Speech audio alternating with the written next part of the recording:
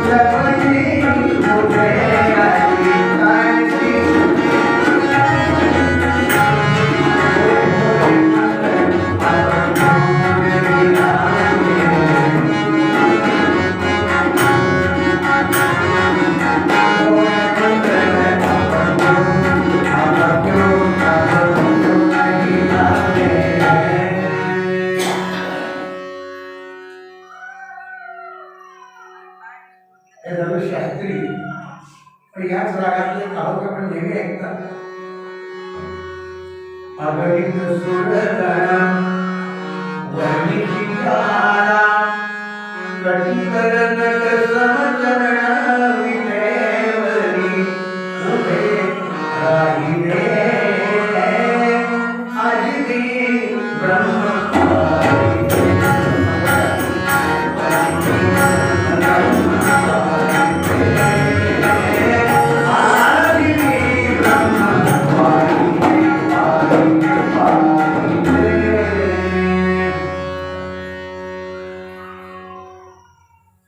कीर्तनाच्या पद्धतीप्रमाणे श्लोक सर्वांनी मागे म्हणायचे.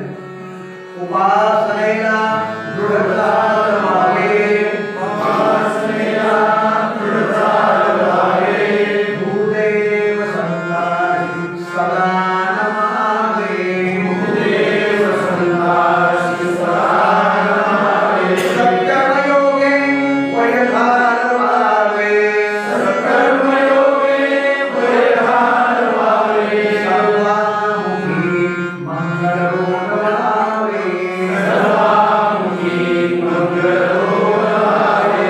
जय जय रघुवीर स्वामी रामदास स्वामी महाराज की जय. ज्ञानंद सद्गुरु श्री रंगनाथ स्वामी महाराज की जय. श्री सिद्धेश्वर महाराज की जय.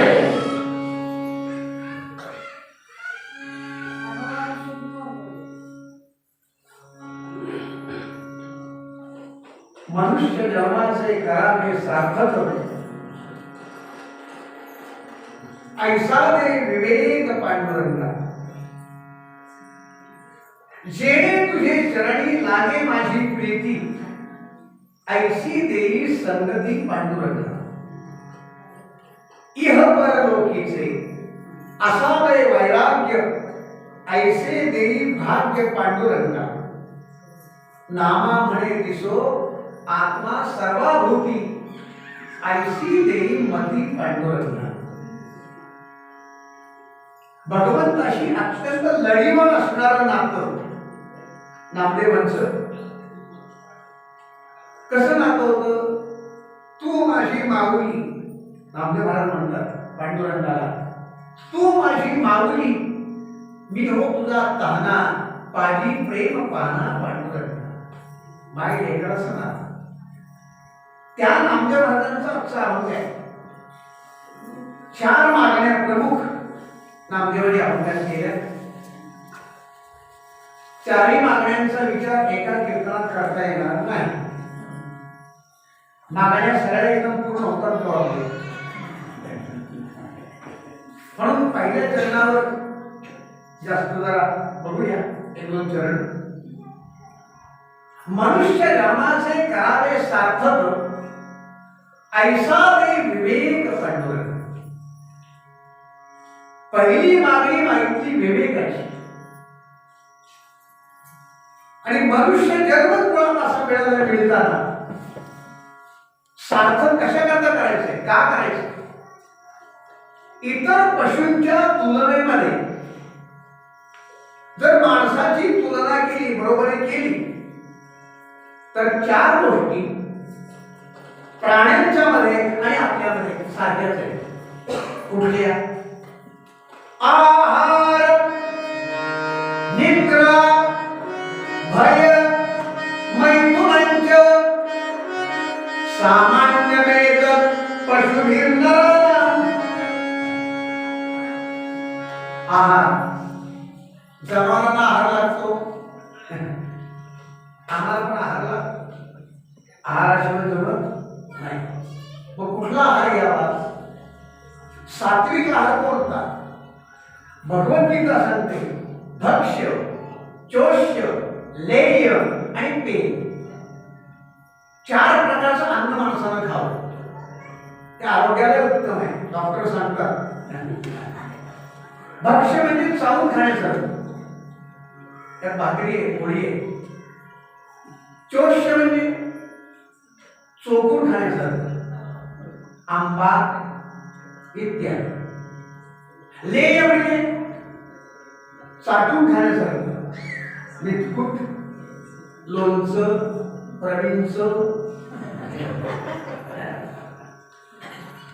आणि पेय म्हणजे जेवणामध्ये पिण्याचे पात्र पदार्थ, ताक, दूध इत्यादी जेवणामध्ये पिण्याचे पदार्थ. जेवणापूर्वी पिण्याचं नाही ते गीतेला मान्य नाही. हे 4 अन्न आम्ही खातो, पचवतो. जठराग्नी रूपात खाताना विचार करतो का? वडापाव आणतोय, पिझ्झा, बर्गर, काही नवीन नवीन अहम वैश्वानरो भूत्वा प्राणिनां देहमाश्रितः प्राणापानसमायुक्तं पचाम्यन्नं चतुर्विधम्. माणसाची पचनशक्ती भगवंतानं देताना उत्तम दिली, लक्षात ठेवा. ती टिकवली पाहिजे. हो, ती बिघडवता कामा नये. काही पण खाऊ, किती उत्तम आहे सांगतो. कोंबडीनं एकदा सोनं गिळलं होतं. कोंबडीनं तिच्या पोटामध्ये खाण्यातून सोनं गेलं. परिणाम काय झाला? तिच्या पोट्यात त्या सोन्याचं पाणी नसतं. काय हिट आहे, काय पचनशक्ती आहे. माणसाची पचनशक्ती कमी आहे. ती कोंबडी माणूस पचवू शकतो, माणसाची कमी आहे. देताना भगवंताने काय दिलंय? आहार पशुला लागतो, आम्हाला लागतो. आमचा आहार आम्ही घेतला पाहिजे, पशुचा आहार कसं नाही घेतला. निद्रा, जनावरांना झोप आहे, आम्हाला झोप आहे. घोड्यासारखा प्राणी शक्यतो झोपलेला दिसत नाही, पण झोपतो. ज्ञानेश्वर महाराजांच्या दिंडीमध्ये तो घोडा असतो ना, अश्व मानाचा, दिवसभर सरतो, रात्री विश्रांती घेतो. जनावरांना झोप आहे, आपल्याला झोप आहे. झोप कुठे माझ्या बदलच नाही, नामदेवांचा कीर्तनी बैसता निद्रे लागली, कीर्तनी बैसता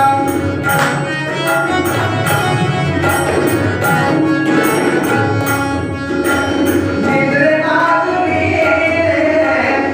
मन माझे गुंतले, मन माझे गुंतले, गुंतले, गुंतले, गुंतले, गुंतले, गुंतले, मन माझे गुंतले. विषय सुख, विषय सुख, अमृताहुती माधव रे देवा, अमृताहुती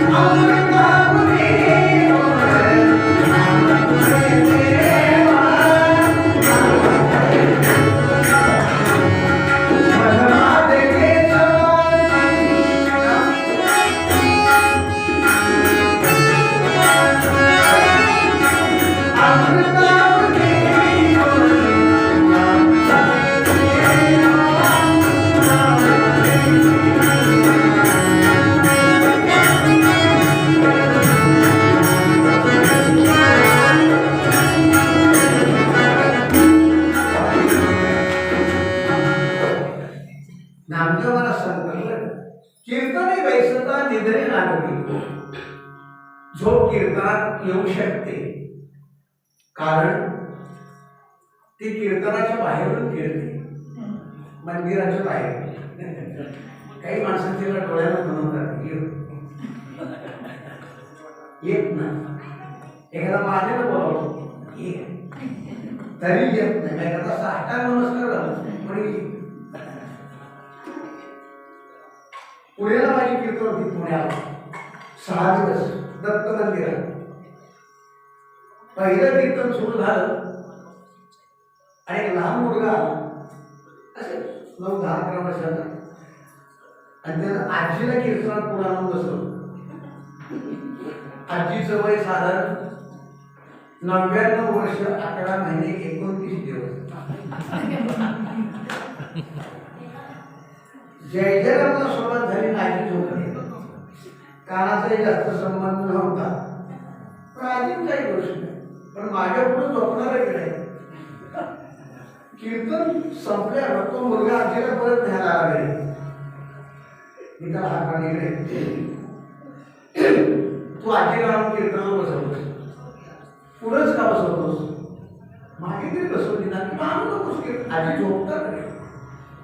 मला बुवा मला आईनं सांगितलंय आपलं छोटं 10 बाय 10ची खोली आहे, 2 तास आजीला कीर्तनाला घेऊन जात जा, कीर्तन झालं परत आणत जा. हो तुला मी रोज 2 रुपये खायला देईन, रोज 2 रुपये. मी त्याला म्हणजे मी तुला 5 रुपये देतो, आज उद्यापासून आजीला कीर्तनाला आणू. दुसऱ्या दिवशी आजी कीर्तनाला दिसला नाही, आला नाही. पण आरती झाल्यावरती पोरग माझ्या मागाची लोक राहिले. आता मी जपून गेलो दिली 5 रुपये आरतीतले दिले. आरतीतले दिले का सांगितलं सांगतो. काही ठिकाणी अनुभव येतो 2च्या फाटक्या नोटा, बुवाच्या दादा 5च्या फाटक्या नोटा, 6व्या दुकानात परत आलेल्या बुवाच्या दादा.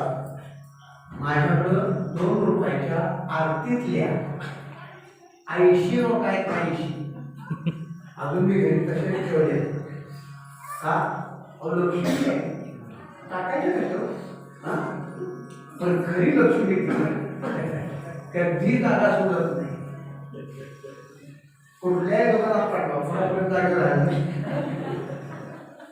बाकी सगळे पैसे खर्च होतात पण त्या नोटा अजून नाही. 2चा ठोकळा होता ॲल्युमिनियमचा, 2 रुपये नाही 2 पैसे. तर बंद होऊन किती वर्ष झाले? 2011 पर्यंत माझ्या ताटात येत होत. ती पण मी साठवून ठेवली. आणि एकदा मंडळीची दिवाळी साफसफाई करताना जेव्हा झाड लागलो तेव्हा काहीतरी दिसतंय, खाली काढला, जरा झाडलं, ते टोपल्यावरचं घाण वगैरे काढलं, टोपलं सगळे 2 नाही. मला एकदा पलीकडे काही कळतं हे बंद होऊन किती वर्ष झाली, हे चालत नाही. तुम्हाला काही कळतं का? काय पत्नीनं पतीला दिलेल्या 3 डिग्र्या ठरलेल्या असतात. पहिली डिग्री तुम्हाला काही कळत नाही. दुसरी डिग्री मी आहे म्हणून चाललंय. तिसरी डिग्री दुसरी करून बघा. ह्याला गिराईक नाही, सगळं तोंडात बांधकाम झाली 500 रुपये हे पैसे चालत नाही, टाकून द्या. म्हटलं टाकायला म्हणून त्याला माणसं म्हणतील का नाही बाबा 2 पैसे पाळू नाही. पाळून झाले का 5 रुपये 5 रुपये दिल्यानंतर पुन्हा 2 दिवस मध्ये गेले. पुन्हा आजी मला कीर्तनात दिसलं. त्याला आपण बसलं. कीर्तन झाल्यानंतर मी त्याला हात मांडले गेला. तुला 5 रुपये देत होतो, आई 2 रुपये देत होतो, मी 5 रुपये देत होतो. पुन्हा आजीला कीर्तनात काय घेऊन आला? बुवा आईनं दर वाढवलाय. आई 10 रुपये देते, तुम्ही 20 देत आजीला कीर्तनी पैसता निद्रे नागरी मन माझे उतरे विशेष 50 वर्ष आपली झोपेत जातात. तो जवळजवळ 100 वर्ष आयुष्य झालं तरी 50 झोपे. पण झोप म्हणजे काय? अर्धवट मृत्यूच काही कळत नाही. दिवसभर केलेलं स्वप्नात येतं. व्यवसाय नोकरी याच्यावर बरीच स्वप्न अवलंबून असतात.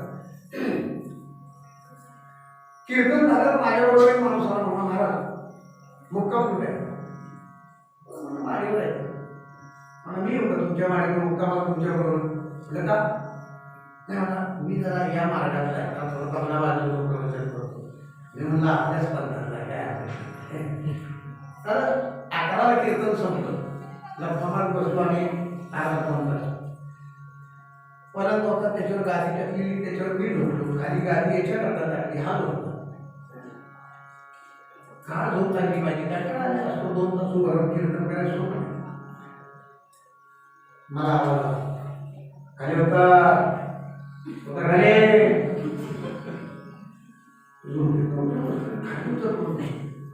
आपल्या काही दिवसभर चुकलं नाही का घर मला घाबरलं नेमकं झालं बघितलं हा बरोबर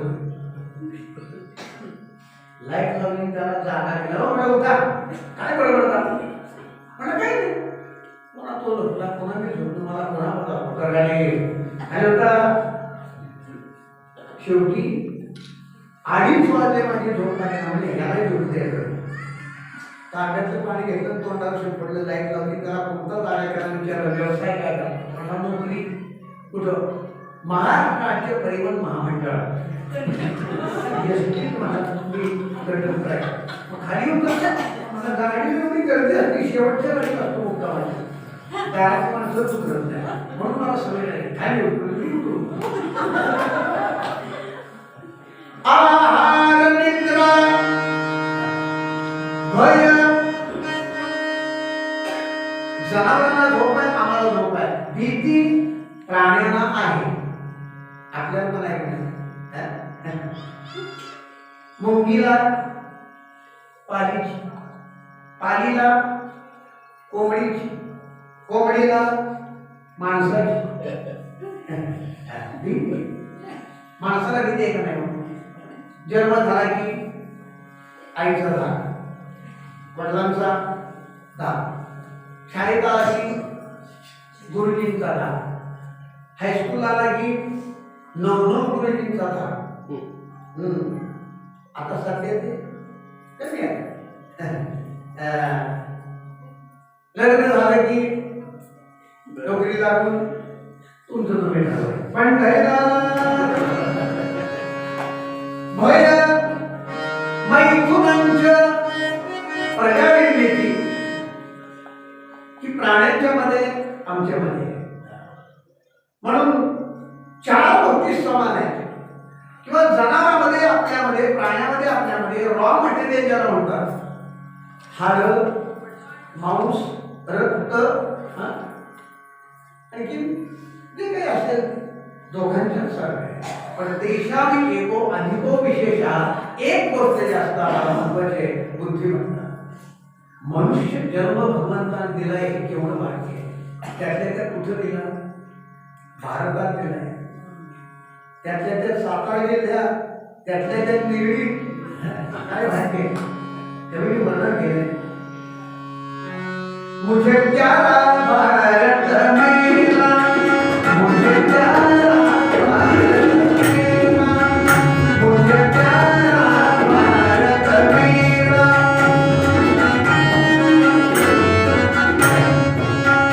मुझे प्यारा भारत मेरा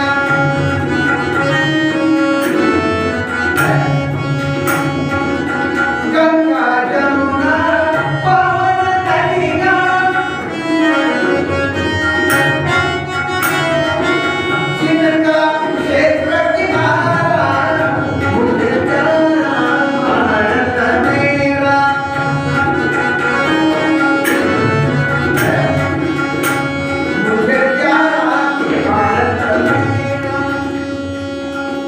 अत्यंत सोज्वळ पातिव्रत्य भारतात पाहायला मिळेल पती बरोबर सती नावाची स्त्री भारतात पाहायला मिळेल परदेशात आपल्याकडे स्वामी गेले होते स्वामी एक बाई पतीच्या थाळीला पंख्यानं मारा घालत असल्या स्वामींनी नमस्कार केला पातिव्रत्य भारतात परदेशात मेल्यावर पतीच्या थाळीला पंख्यानं मारा तर बाईला विचारलं धन्य त्या म्हणल्या स्वामीजी आमच्याकडे पद्धतच असते पहिल्या नवऱ्याचं थडगं वाळल्याशिवाय दुसरा नवरा काढला पावसाळ्याचे दिवस आहेत लवकर वाळावं म्हणून पंचनामा सोन्याच्या कोठे खाणी या भारतवर्षामध्ये अमृताची वृष्टी कोठे या आर्यावृत्तामध्ये हे यश परक्याने गावे दारूवरी भटकत जावे उपयोग काय पण आता एक काळ कैसा होता भारतात जन्म मिळाला आहे काही वैभव भारताचा आहे काही इतिहासात वर्णन केले आणि भाग्यवान आहे. मनुष्य जन्म मिळाला सर्वात वाईट. आणि म्हणून पहिली मागणी ऐसा दे विवेक पांडुरंगा. विवेक म्हणजे थोडक्यात सांगतो, नित्यानित्य वस्तू विवेका. खरं काय खोटं काय, चांगलं काय आहे वाईट काय आहे. माणूस शिकला म्हणजे विवेकी होतो असं नाही.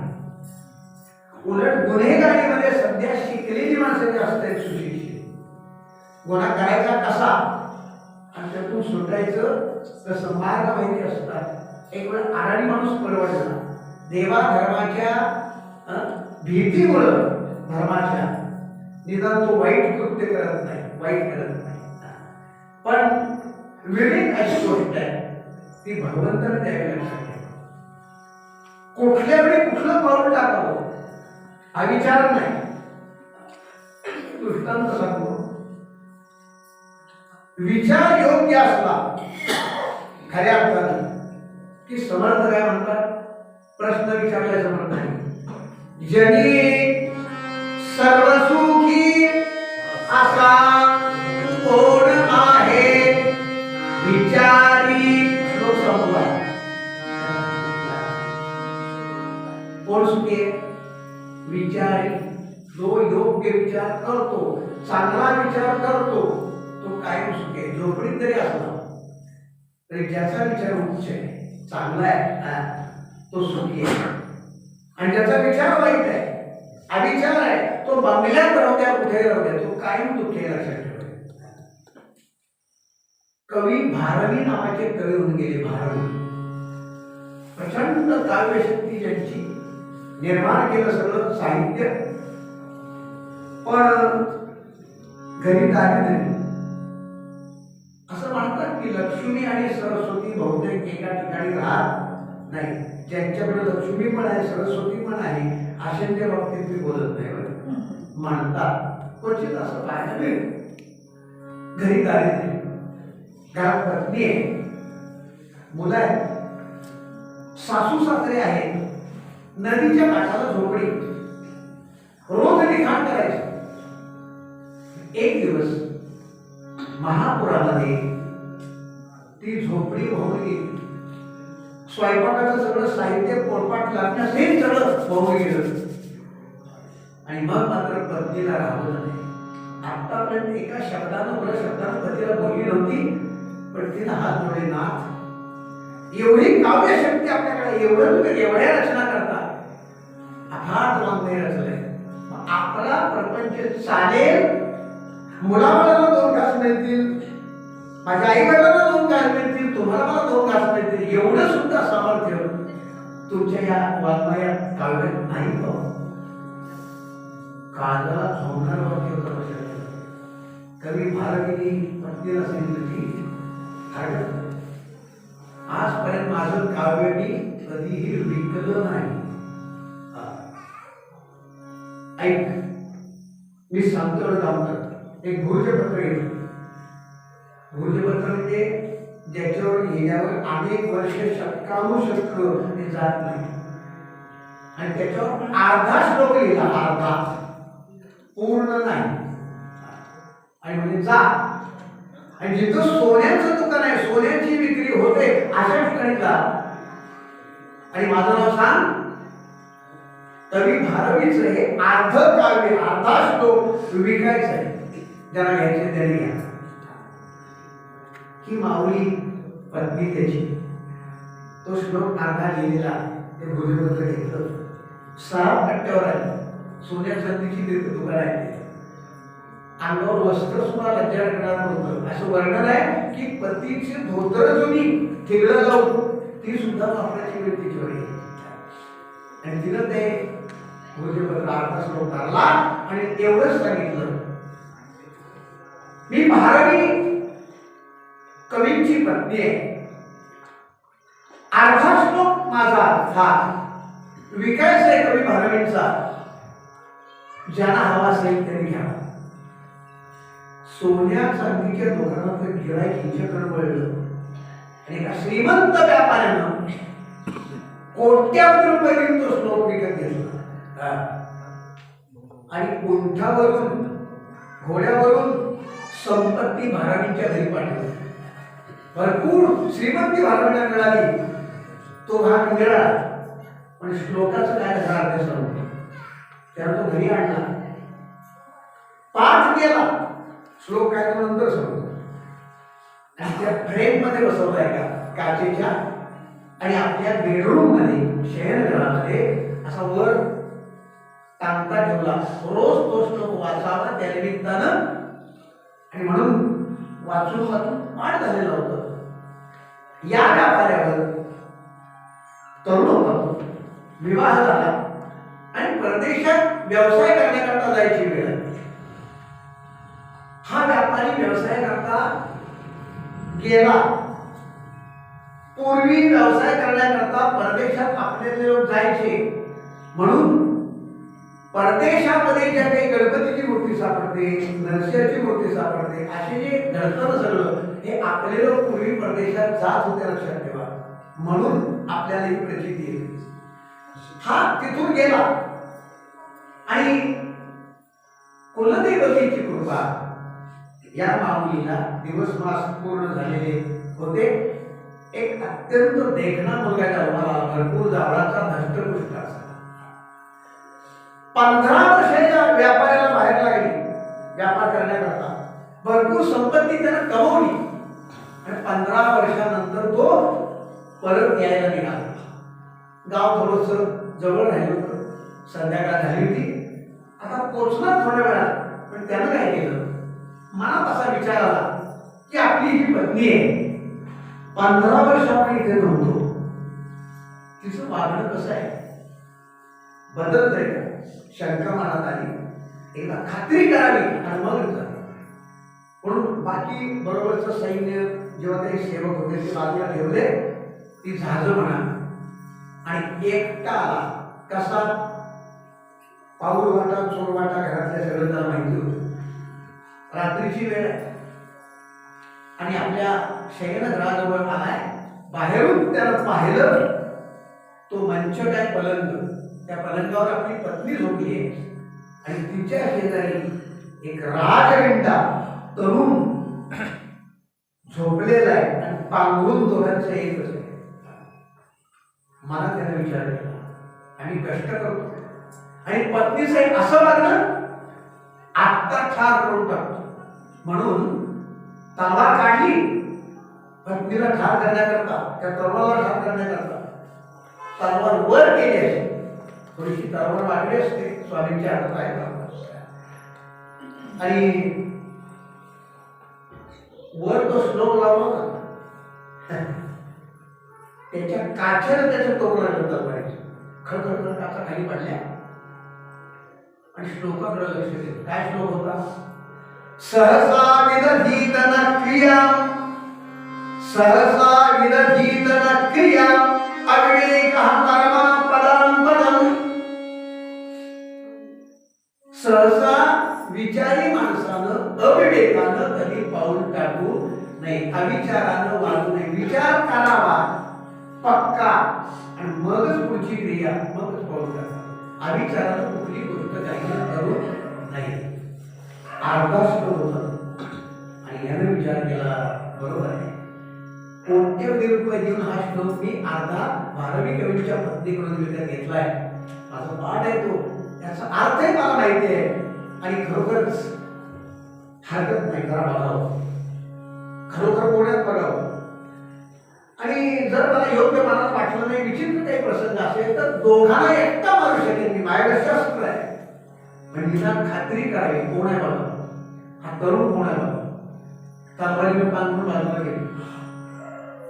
पटकन की त्याची पत्नी जागी झाली आणि जागी झाल्याबरोबर तिनं आपल्या पतीच्या चेहऱ्यात बघितलं, डोळे बघितले, पतीचे लाल होत, डोळे वाचले आणि ओळखलं आणि एवढंच फक्त म्हटली, बाळा उठा, तुमचे बाबा आले, तुमचे बाबा आले. तो मुलगा उठला आणि उठून त्यानं आपल्या वडिलांना नमस्कार केला. त्याच्या डोळ्यात अश्रू झाला, सुरू झालं. मी अविचारानं जर माझा वंश संपवला असता, फक्त या श्लोकाची कृपा माझ्यावर आहे, सहसा विदधीत नाट्क्रिया अविवेक परमात्मा. काय आनंद वाटला त्यानं पत्नीला मुलाला हा मनातला सगळा प्रकार सांगितला आणि महाराणी कवींच्याकडे तो गेला आणि एकच विनंती केली, राहिलेल्या अर्धा श्लोक मला लिहून द्या.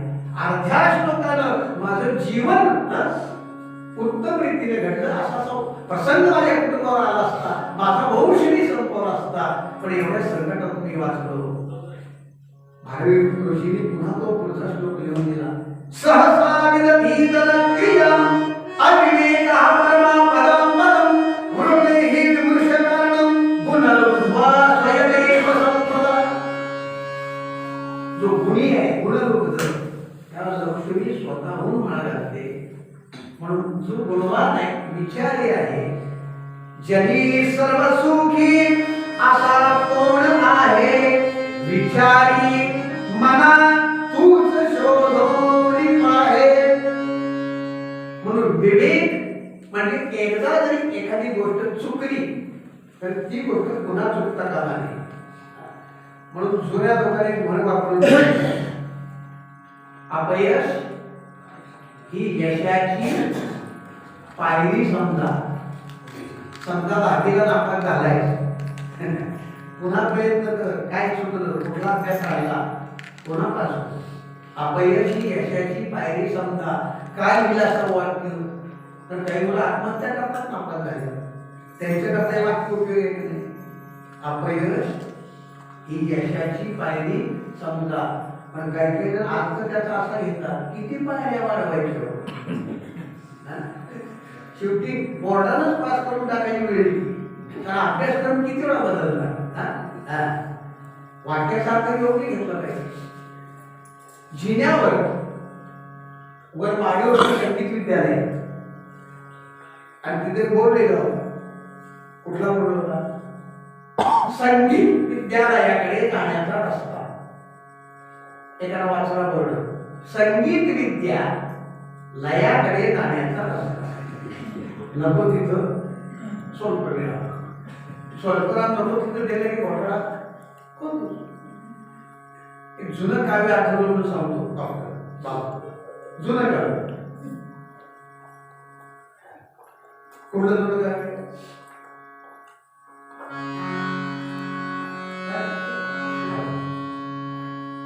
वानरास पुच्छ तीन,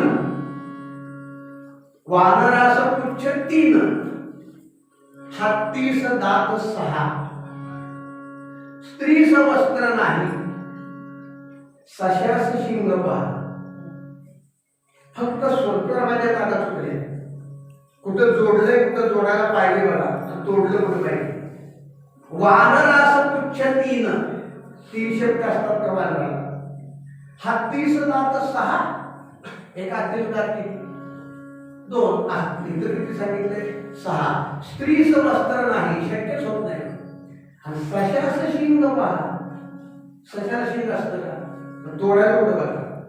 वानरास पुच्छ सोलकढीला राहिलं काय? 3 हत्तीस दात 6.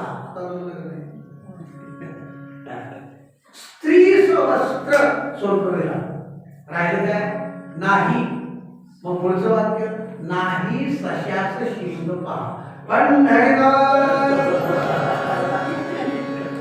संगीत विद्या लयाकडे जाण्याचा रस्ता.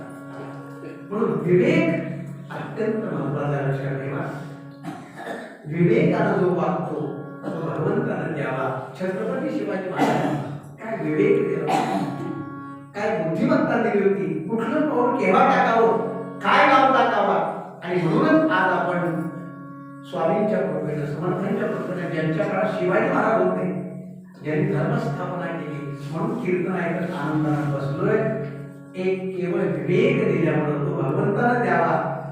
जेणे तुझे चरणी लागे माझी प्रीती, ऐशी देई संगती पांडुरंगा. सत्संगती मागितली इह परलोकीचे, असावे वैराग्य, ऐसे देई भाग्य पांडुरंगा.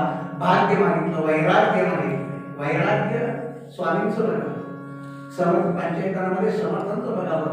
सुखासारखे पूर्ण वैराग्य. नामा म्हणे दिसो आत्मा सर्वाभूती ऐशी देई मती पांडुरंगा. सर्वत्र भगवंता मला दिसला पाहिजे. आहे का रे तू? एको देव उपनिषद काय सांगतात? एको देव सर्वभूतेषु गूढः सर्वव्यापी सर्वभूतांतरात्मा कर्माध्यक्ष सर्वभूताधिवासः साक्षी चेता केवलं निर्गुणस्य. सर्वत्र भगवंत एक गाणं आहे ना,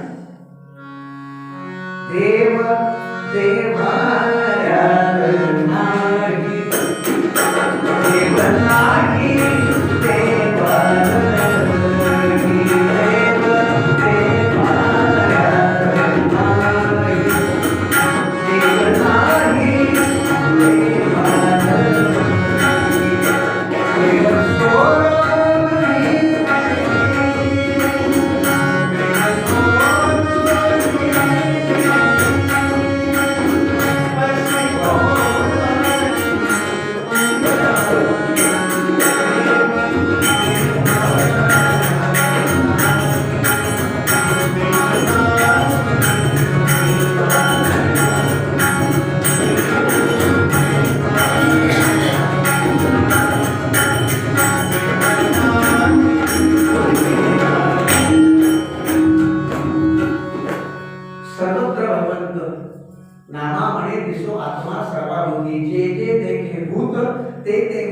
भगवंत हा भक्तियोग निश्चित माझा.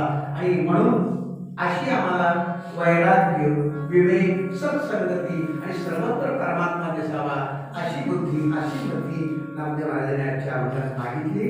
कथाला पुढे सांगायचं आहे. पूर्वविगत थांबवतो. मुळा मनुष्य जन्माचे करावे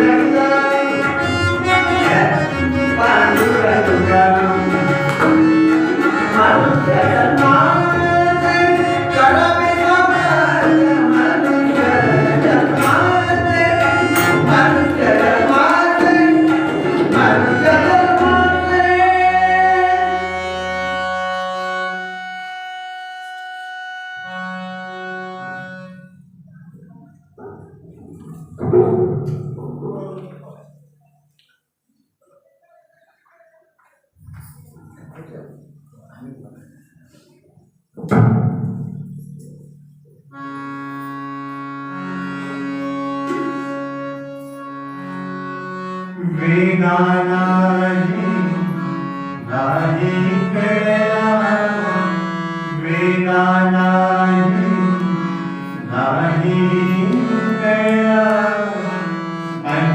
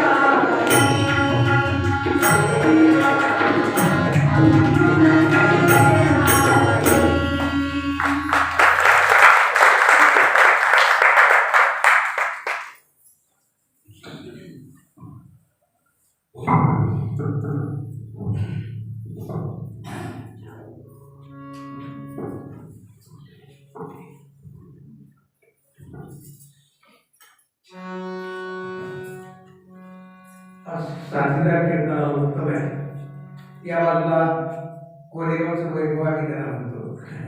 वैभव साने आहे. याबद्दल नितीन पंडित सर तुझे होते बाबा वेगळे आहे. शिवाय आज मध्यंतरीची सेवा वैभव सरी यांनी पण केली आणि आमच्या गोसाईवरही आवाज त्यांचा उत्तम आहे, छान आहे. त्यांनी पण आज सेवा सादर केली आहे. मी आज त्यांना आग्रह केला तुम्ही आज सेवा करायचीच म्हणून. आजचं कीर्तन हे कैलासवासी शांताराम पुराणिक जे तुमच्या सर्वांना सर्वश्रेष्ठ मान्य अशा प्रकारचं व्यक्तिमत्व होतं त्यांच्या स्मरणाच्या निमित्तानं त्यांचे चिरंजीव उल्हास पुराणिक यांनी प्रायोजित केलेलं आहे. ते उल्हास आमचे मेहुणेच आहे, त्यामुळे सगळं घरातलं त्यांचं आमचं नातं आहे. त्या निमित्तानं आमचं कीर्तन शिवाय हे शूटिंग आहे माझ्यापुढे व्हिडिओ शूटिंग केवळ कुठली सप्तधारा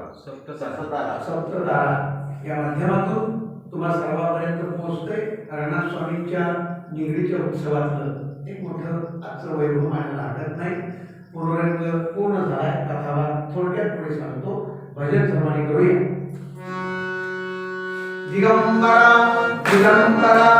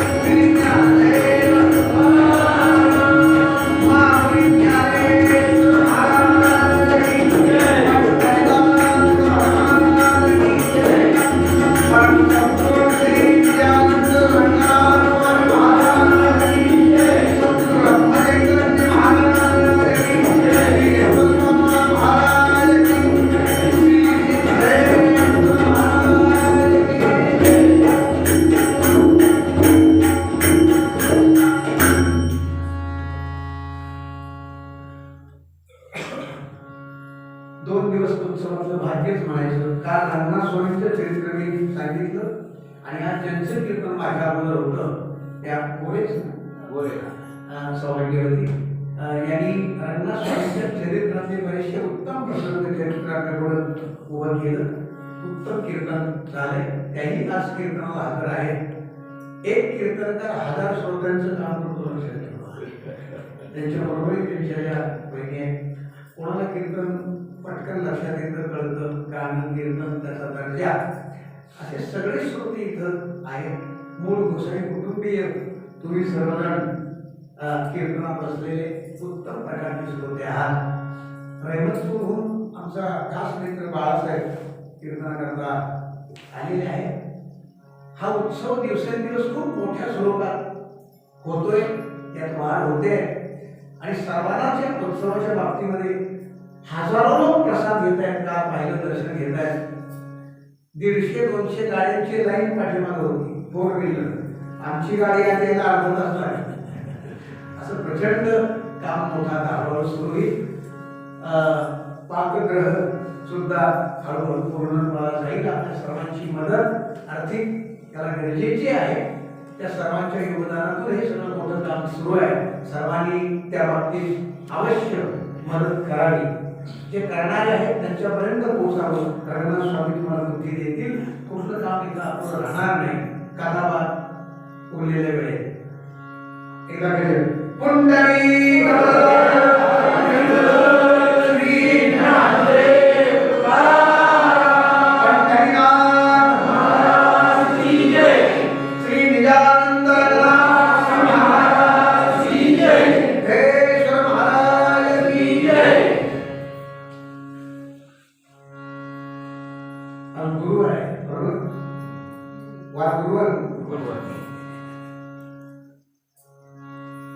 होणारी मुलं जगत नव्हती.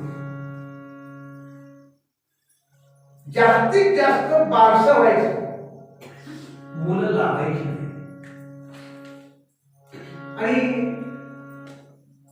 काळाला याला नरसिंह सरस्वती स्वामी म्हणून गाणगापूरला कोणीतरी आहे. दुःखी लोकांचं दुःख दूर करतात, रोगानं बाधित असेल त्याला निरोगी करतात, भूत पिशाच्य बाधा असेल त्यातून मुक्त करतात. आणि यांनी ठरवलं त्या स्वामींना नमस्कार करायचा. कोण होते? मी तो कथावाक सांगतो याचा. माहुर देशी होता, माहुर देशी होता, नामे गोपीनाथ विव्रतया. पुत्र नवासती म्हणून प्रार्थित असे तो अग्नितन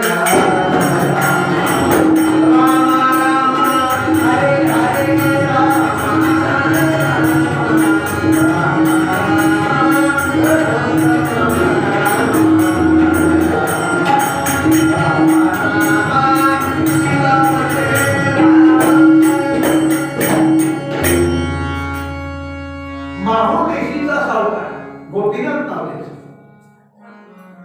सावकारी श्रीमंती एवढी होती, पुढच्या 10 पिढ्या कुणीतरी उद्योग केला नाही, लोळून खावं एवढी संपत्ती.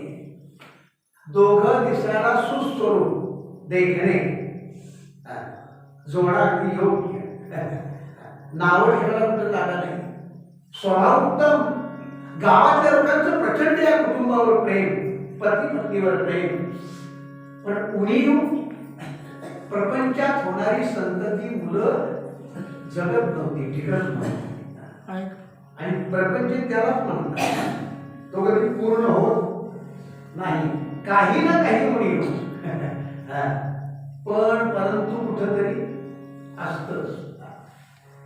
पण यानं कीर्ती ऐकली नरसिंह सरस्वती स्वामी आणि नमस केला. स्वामी महाराज, मला मूल होऊ दे, मुलगा होऊ दे, तो लाभू दे. आणि मूल झालं, ते लाभलं तर त्या मुलाला घेऊन तुमच्या दर्शनाला गाणगापूरला येईल. नवस केला. नवस माणसं करतात का नाही? काही नवस असे असतात, देवाला त्रास होतो. नवरात्र चालू होतं आणि पुजाऱ्यांनी देवीला असं नटवलं होतं, गळ्यात पुतळ्याची माळ, मोत्याचा कंठा. एक भक्त आला मंदिरात, देवीचं दर्शन घेतलं, तयारीतला होता. म्हणलं हे दागिने देवीला काय करायचं? देवी कुठे निर्वाह जाणार आहे? आपल्या ज्ञानात किती बरं होईल. पण त्याला कौल लावला. कौल कसा असतो? कौल आहे प्रकार आहे.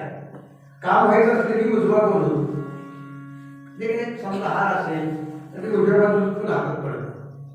काम व्हायचं नसेल तर डाव्या बाजूला चुकून हातात पडतं. हार यांना असा कौल लावलेला होता, हे देवी, जर तू मला उजवा कौल दिलास तर मी असं समजे तुझ्या गळ्यातली पुतळ्याची माळ आणि मोत्याचा कंठा मी प्रसाद म्हणून न्यावा अशी तुझी इच्छा आहे.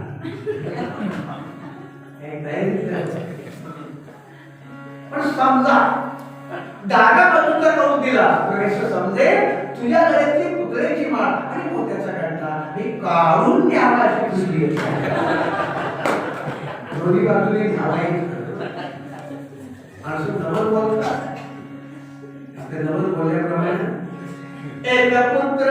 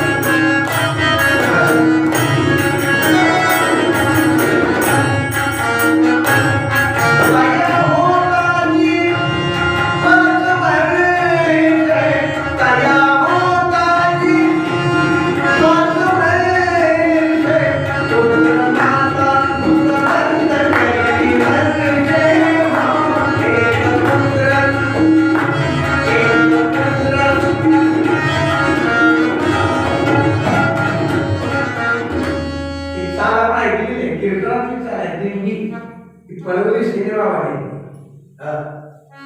मोहे पंकज पे नंदलाल खेळयो रे मोहे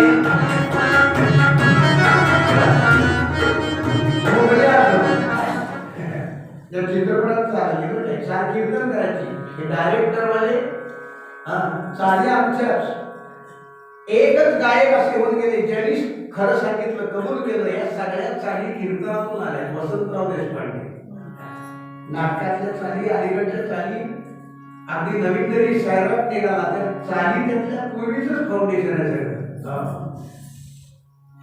मुलगा झाला स्वामींच्या दत्ताच्या कृपेने मुलगा झाला या गोपीना सावकाराला दत्त कृपेला झाला म्हणून दत्त हेच नाव ठेवलं तया होताची 5 वर्षे पुत्र माता मृतबंध करी हर्षे 5 वर्ष वय झालं आणि आई वडिलांनी मुंज केली त्याची मुंजीचं वय 5 ते 8 बरोबर आहे ना बोला आईकडे मुंजी अशा पाहायला मिळतात नरसोबाच्या बारीला ज्याचं दुसऱ्या दिवशी लग्न आहे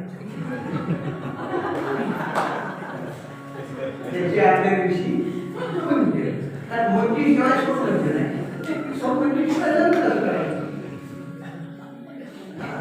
मुंज्या कशा असतो हे पत्रिका पण बघितली डॉक्टरांच्या चिरंजीवना मुंजीला होतो मी चिरंजीव मुंजीला मी होतो त्याला बटू म्हणतात लक्षात ठेवा ते रूप बटूच छोटासा गोंडस मुलगा ते डोक्यावरच्या शेंडी हातात दंड लंगोटी त्याच बटू म्हणावे त्याच्या मिशाच्या कडे गाला बटू हे तर किंगन झाले लग्नात मुंजीचं योग्य होईल लक्षात ठेवा 5 वर्षी मुंज झाली जे काही लागणारं शिक्षण होतं त्या सावकारीला म्हणा व्यवसायाला म्हणा ते दिलं 12 वर्षाचं वय झालं मुलाचं मुलगा झाला लागला तर तुमचं नाव ठेवी आणि गाणगापूरला दर्शनाला घेऊन येईल नवस विसरला 12 वर्ष झाल्यावर आई वडिलांनी उत्तम मुलगी बघितली त्यांच्या घरची पण सावकारी श्रीमंती अत्यंत आई वडील मुलगी सात्विक वृत्तीचे धार्मिक वृत्तीचे आणि या मुलाचं लग्न करून दिलं मुलाचं वय 12 मुलीचं वय किती असावं 8 वर्ष वय 8 पूर्वी 8व्या वर्षी मुलीचं लग्न व्हायचं 8 वर्षात भवेल कन्या कन्या नाव 8व्या वर्षी चालू लक्षात ठेवायचं ती बालिका राहत नाही 8व्या वर्षी कन्या 8व्या वर्षी मुलीचं लग्न काही लोक विचारतील बाबा काय पूर्वीची माणसं निर्दय होती त्या मुलीला कळत होतं का काही यावेळी 8व्या वर्षी लग्न आता 8 मागे कुठलाही आकडा चालतो 8 मागे 1 8 मागे 2 8 मागे 3 8 मागे 4 वाईट साईड सावकाश आम्हाला पाहायला मिळतात बरीच स्थळ मुलीचं नाही किती 35 पण लग्न करिअर चाललंय करिअर हो मला एखादा फोन लागला नाही फोन म्हणजे तुमचा 4 वेळा फोन लावला फोन म्हणजे आमच्या मुलीकडे फोन असतो ऑनलाईन स्टडी गुड्डीची स्टडी चालते स्टडी आपण म्हणजे 11:30 वाजता तुम्हाला फोन केला नाही म्हणजे 11 पर्यंत गुड्डीची स्टडी असते आता गुड्डीचा गुरुजी 9ला झोपला आणि 11 वाजेपर्यंत गुड्डीची स्टडी गुड्डी काय करते बघितली रविवारी कॉलेजला जाते रविवारी त्याचा 5 महिने झालाय का बस आहे का गोळात जाते का भूगोलाच्या पेपरला गुड्डी गेली परत आलीच नाही इतिहास करूनच परत आहे लेखा घेऊनच वडील नागरिक शास्त्राचा अभ्यास करतात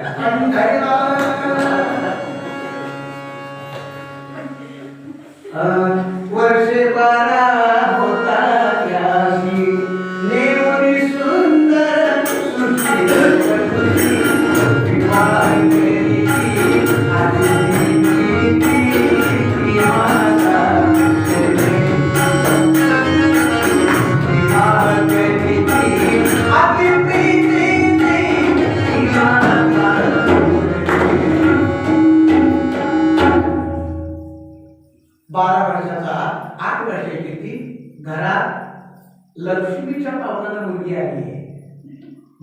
कसं यायचं? लक्ष्मीच्या पावलानं माप ओलांडून यायचं. ते माप काय ओलांडायचं? धनधान्यानं घर कसं भरावं तसं लक्ष्मीच्या पावलानं घर भरावं. एक जुनं गाणं आहे. कुठल्या भावनेनं मुलीनं घरात यावं? पत्नीनं उंबर ठावरी माप ठेविले, मी पायाने उलथून आले, आले तुझी या घरी, कराया तुझीच रे चाकरी. काय जुन्या गाण्याचा भाव आहे. कुठल्या भावनेनं यायचं? कराया तुझीच रे चाकरी. समसमान हक्कामुळे हे गाण्याचा अर्थ आता सांगू. उंबर ठावरी माप ठेविले, मी पायाने उलथून आले, आले तुझी या घरी, बसाया तुझ्याकडे काय ठेव. गाण्याचा भाव संपला काल. एक जुना गाणं आहे. झुक झुक झुक आली न गाडी,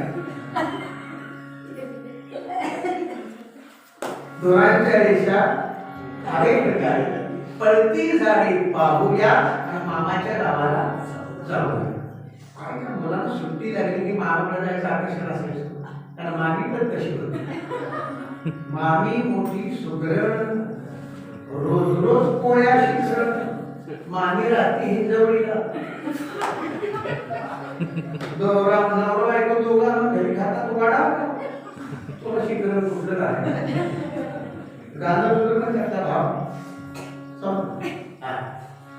लक्ष्मीच्या पावलाने सुरू आली आणि हळूहळू हळू हा मुलगा 18 वर्षाचा झाला. ती पण जवळजवळ 4 वर्षांनी मोठी झाली. दोघांच्या प्रपंचात आनंदाच्या लाटा या सावकाराच्या प्रपंचात एक एक एक एक येऊ लागल्या. आणि 20-21 वर्षाचा मुलगा झाला. ती साधारण 16-17 वर्षाची आहे. आनंदाचा भर आहे आणि प्रपंचात 1 लाख कशी आली. संपूर्ण कुटुंब उद्ध्वस्त झाले. या मुलाला क्षयरोगाची बाधा झाली. पूर्वीच्या काळी क्षयरोग म्हटलं की संपलं. आता डॉक्टर सांगतात आपल्याला काळजी करण्याचं कारण क्षयरोगावर औषध निघाले. पण त्या काळात देशोदेशीचे वैद्य आणले. जशी यांची परिस्थिती श्रीमंतीची, मुलीकडची परिस्थिती सावकारी श्रीमंती होती, त्या लोकांनी पण ते डॉक्टर वैद्य आणले पूर्वीचे.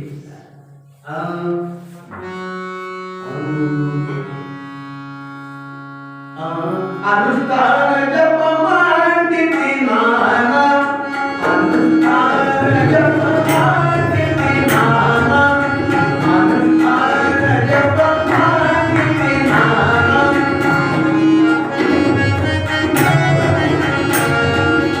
मंत्र तुझ भावना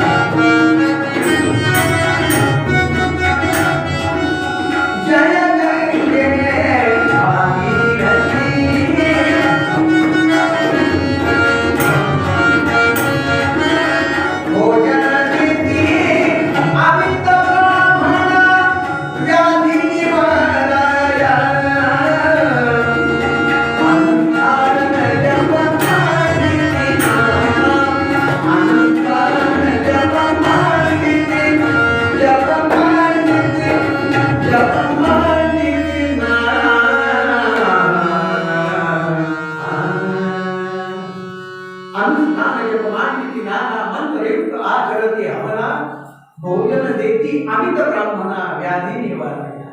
दानधर्म सुरू झाला, पंक्ती सुरू झाल्या, अनुष्ठान सुरू झाली, पण तो मुलगा रोगमुक्त होईना.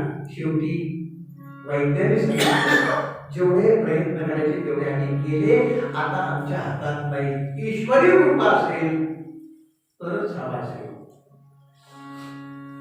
वैद्याने निराश होऊन आणि आता परत जातो म्हटले. वैद्य परत गेले. या मुलानं आई वडिलांच्या जवळ, आई बाबा, मी तुमचा मुलगा म्हणून या जन्माला आलो नाही तुमच्या पोटी. पूर्वजन्मीचा देणी करून जन्माला आलो. देणं माझं होतं ते वसूल केलं. आता मी तुम्हाला सोडून दुःखाच्या ठाईमध्ये लोटून निघालोय. माझ्यावर जसं प्रेम केलं मुलगा म्हणून काही वेळेला केलेलं प्रेम फसवं ठरतं. असंच प्रेम भगवंतावर करा. माणसावर केलेलं प्रेम हे वाया जातं. तोच तुम्हाला तुमच्यावर कृपा करेल, तुमची भक्ती वाढेल. आई वडिलांना बोलला आणि आई वडिलांना सांगून पत्नीला म्हणाला, हे बघ, आजपर्यंत माझी तू सेवा केलीस, एक दिवस सुद्धा माहेरी गेली नाहीस, माझ्या पायाशी बसून सेवा केलीस. आता मी चाललो, वैधव्याच्या चिखलात तुला लोटून चाललो आणि एकही संतान तुझ्या पोटी दिलं नाही. संतान असेल तर ती माता अधिकार मी तुला दिला नाही. आता एकच तुला विनंती करतो, सासू सासरे आई वडिलांप्रमाणे आहेत तुझ्या, त्यांची सेवा कर. नसेल तुला मान्य, माहेरी कर तुझ्या, पण मी आता चाललो, मी निघालो. तुझ्या पदरात दुःख टाकून मला आता जाणवं झालं. तिनं हात जोडले, नाथ तुम्ही सांगता मला माहेर जा म्हणून? नाही. ब्राह्मणांच्या साक्षीनं, समाजाच्या साक्षीनं हातात हात तुमच्या दिला, सप्तपदी केली, त्यावेळी कबूल केलं. तुमच्या सुखदुःखात मी सहभागी होणार. मी एकच ठरवलंय, तुमच्या माघारी या जगात राहायचं नाही, तुमच्या बरोबर आहे. या परिजननी जनता सांगुली तो पत्नीला बोध करी, जगजननीचा वैरी दुःख दिले तुझी आज बहुतवनी. आई वडिलांनी पाहिजे ऐकलं मुलाची ही भाषा. आता सुनेची भाषा सूर ही आपल्याला लागत नाही, तीही निघाली. शेवटी काय मोकळून सगळे रडताय.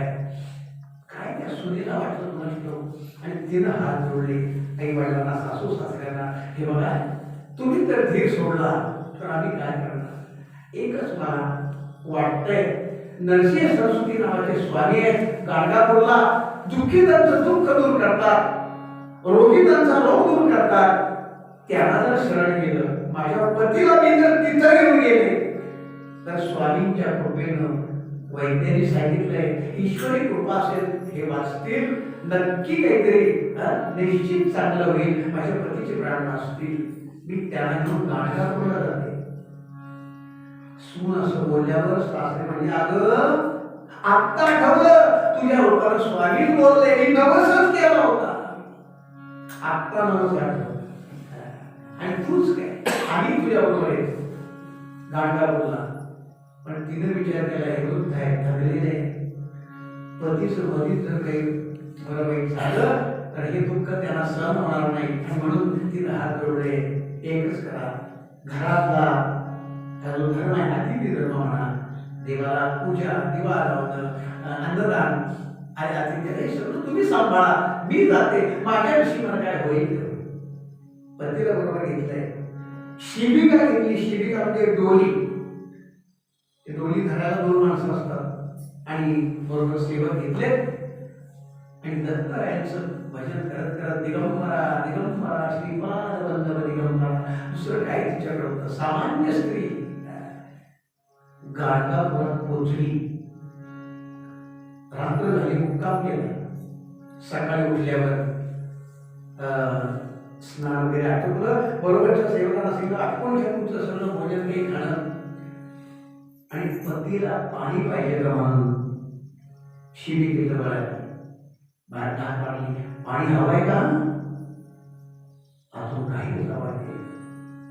दुसरी हात पाडली, पाणी हवंय का, तरी आवाज येईना. मनात शंकेची बात घुसघुसली. पडदा शिबिकेवरचा बाजूला गेला, अंगाला स्पर्श केला, थंड आणि पुढं गाणगापूरला पोचताना मध्येच प्रवासातच त्याचा उत्तर प्राण गेला होता. हात जोडले गेला, स्वामी मंदिरात दर्शनाला जाऊन मंदिरच कोसळून अंगावर पडावं. मी खात्री नाही झाले माझ्या पतीला बरं वाटेल म्हणून. काय माझ्या प्रसंग गाणगापुरातली माणसं तिची समजूत काढतायत, आसपासची माणसं सांगतायत, पण समजूत काढून उपयोग नाही. लक्षात ठेवा, ज्या स्त्रीवर हा प्रसंग येतो तिलाच ते दुःख काय ते कळतं. शेवटी दत्तात्रयाला म्हणजेच नरसिंह सरस्वतीला येतीच्या रूपात यावं लागलं. स्वामींच्या रूपात, साधूंच्या रूपात आले. त्या बाईला विचारतायत, बाई का रडतेस? लोकांनी सांगितलं तिचा पती मरण पावलाय. असं किती दिवस रडल्यावर तुझा पतीचे प्राण परत येतील? अगं जोपर्यंत नातं होतं, देणं घेणं होतं, तोपर्यंत पती जिवंत राहिला. देणं संपलं, निघून गेला. तिनं सांगितलं, ना महाराज मोठ्या विश्वासानं मी आले, माझ्या पतीला बरं वाटेल म्हणून आले, स्वामींच्याकडे आले. आणि इथं हा अनुभव आला, बाकीच्यांच्या बाबतीत स्वामींची कृपा होते, लोकांचं भलं होतं, माझ्या बाबतीत असं का घडावं? म्हणजे तू स्वामीला दोन देतेस? आता स्वामी तरी काय करणार तुझ्या प्रार्थना करून?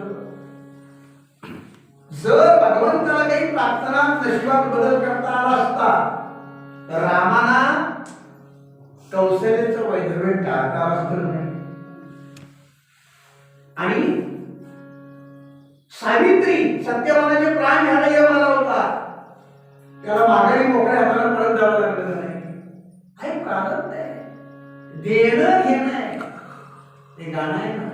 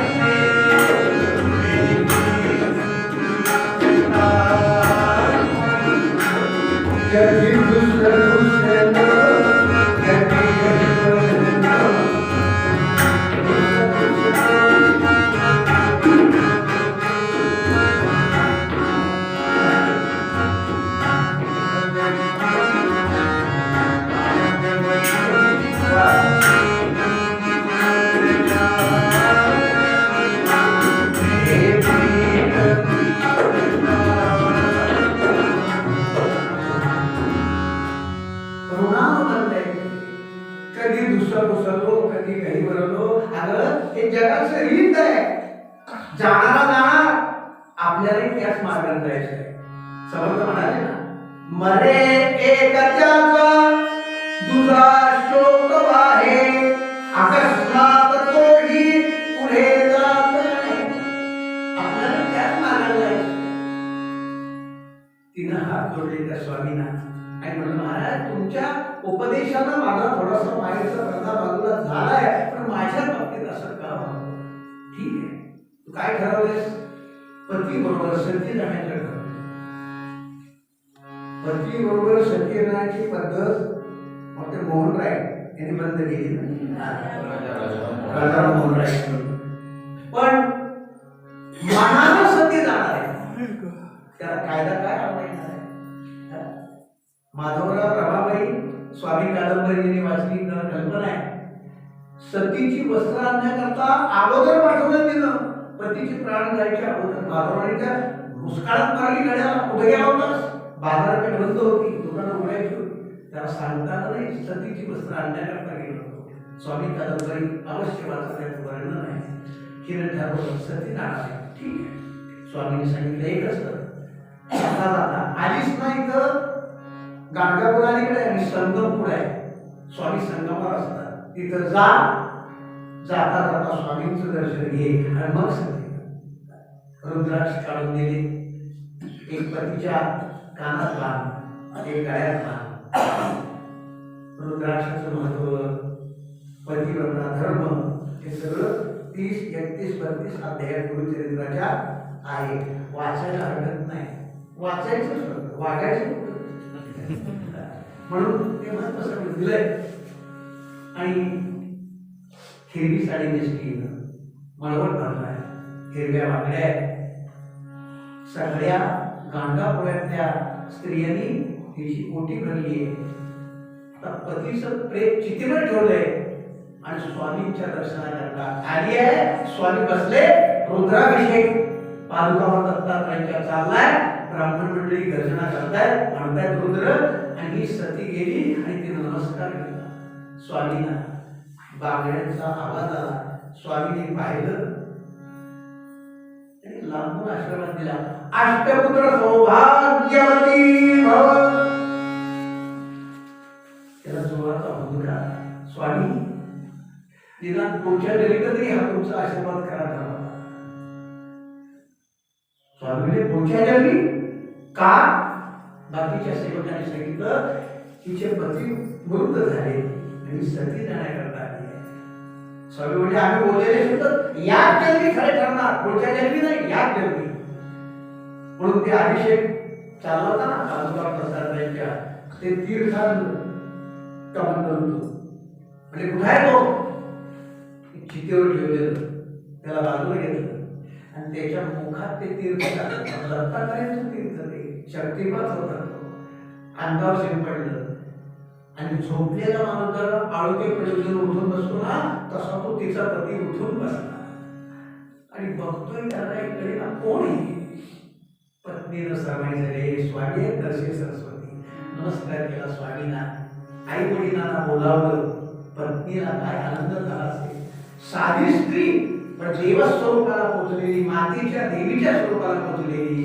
आणि आई वडील आले आणि गाणगापूरला दत्तात्रयांना मुख्य प्रिय भिक्षा माधुकरी आणि अन्नदान ते महिनाभर गाणगापूरला केलं. आणि ही स्त्री त्या दत्तात्रयांनी नरसिंह स्वामींनी तिला आशीर्वाद दिला, तुझं जे चरित्र वाचतील ते सुखी होतील, नवे नवे भगवंतापर्यंत पोचतील, माझ्यापर्यंत पोचतील, ती भक्ती माझीच ठरेल. असा आशीर्वाद त्या माऊलीला, त्या सतीला, त्या सावित्रीला दिला. जीवन धन्य झालं तिचं. मनुष्य जन्माचे करावे सार्थक, मनुष्य जन्माचे करावे सार्थक.